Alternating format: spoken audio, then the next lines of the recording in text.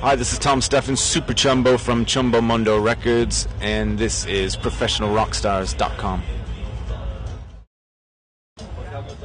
Hey, what's up? It's Teddy, hanging out with Tom Stephan. What's up, Tom? Hey. How you doing? I'm good, thanks. How are you? I'm great, man. Miami, 3 days later, I'm shot, you know? There's still so much to go. I know. Tonight, tomorrow, the next 2 more days, and then what, maybe we have a surprise third day after that? I hope, you know. Yeah. So you're in town now. What does the Winter Music Conference mean for you?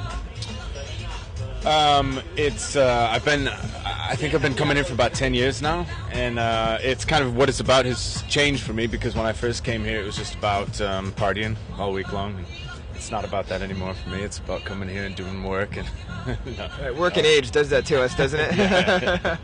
No, I mean, I came here as just coming to go to all the parties, and now I come here and come here to play the parties. And so it's Yeah, let's talk about the adaptation from play to pay.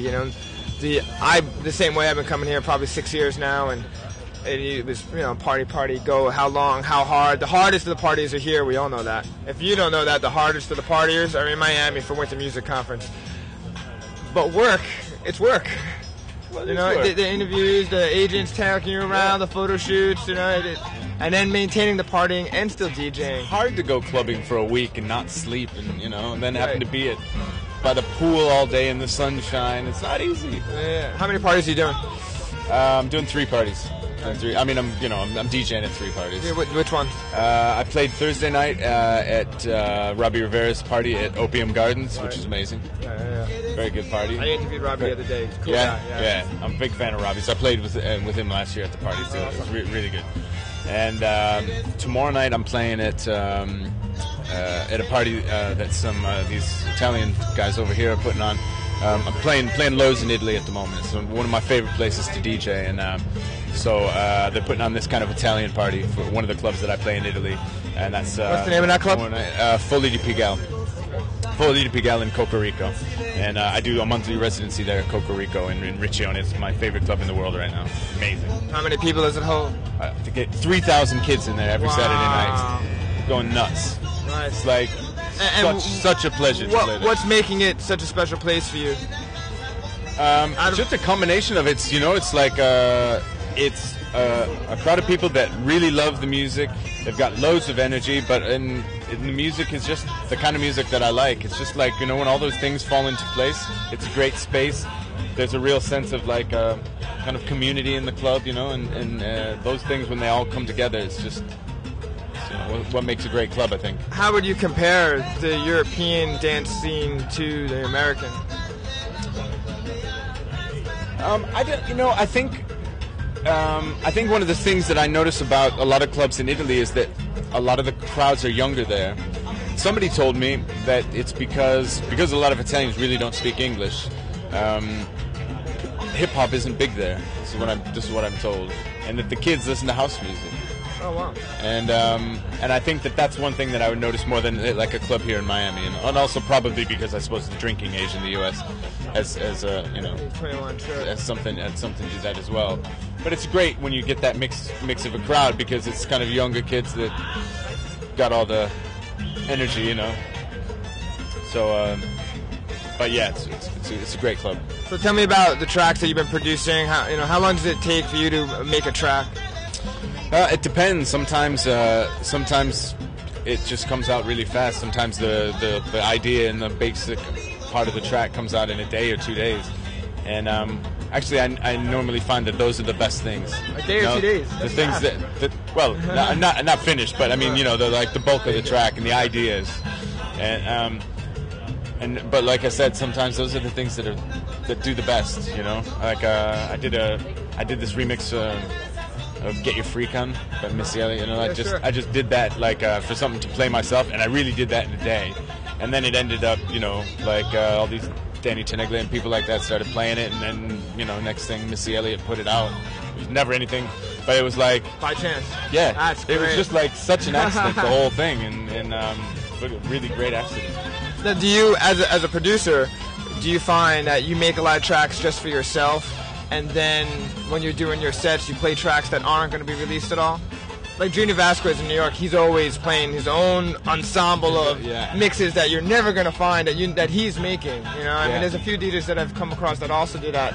Are you doing the same? I do try to do that, and I do try to do that kind of. I mean, listen, Junior's. I mean, if I had to pinpoint one person, that is the reason that I became a DJ. It's Junior. Oh yeah. Oh man. Yeah.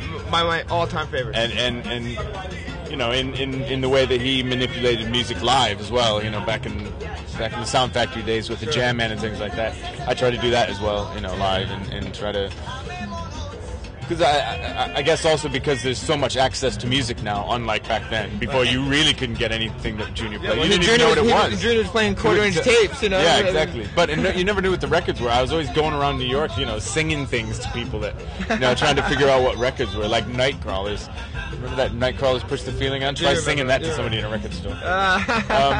What's your favorite piece of gear and equipment that you like using now? Well, I mean, for DJing, I like CDJ 1000s, and I use this thing called a soundbite. It's like a real-time loop sampler. Oh, cool. It's kind of like what the Jam Man did, but kind of like with a Jam Man with a brain, because it kind of keeps track of the BPMs of the music and kind of keeps it in sync with the music. But that's I find that's really cool. How do you feel about Final Scratch? You know, I mean, I when CDs came along, I was happy to move on to CDJ 1000s, and so I'm pretty happy with playing CDs. I mean, I like the sound of vinyl, but there's no denying that we're moving away from it. Absolutely. I don't even think anybody can tell the difference. Us. Well, I think we might be able to because we're analog. You know, we grew up with vinyl, but the kids that are going to dance floors, they don't know. I think it depends on the club. If you play in a big club with a really good system, I think you can. Sometimes you don't know what the difference is, but I think you feel it. I think a really compressed MP3 track just is not going to. Oh sound, yeah, you know what I mean? But I agree with that. For that to happen. Have you been licensing your music?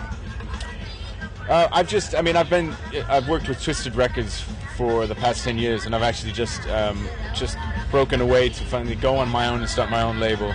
Because what's the name of the label? Chumbo Mundo. Chumbo Mundo. Website? Chumbo Mundo. TomStephan.com or ChumboMundo.com. Yeah, sure. ChumboMundo.com. Is that upside down?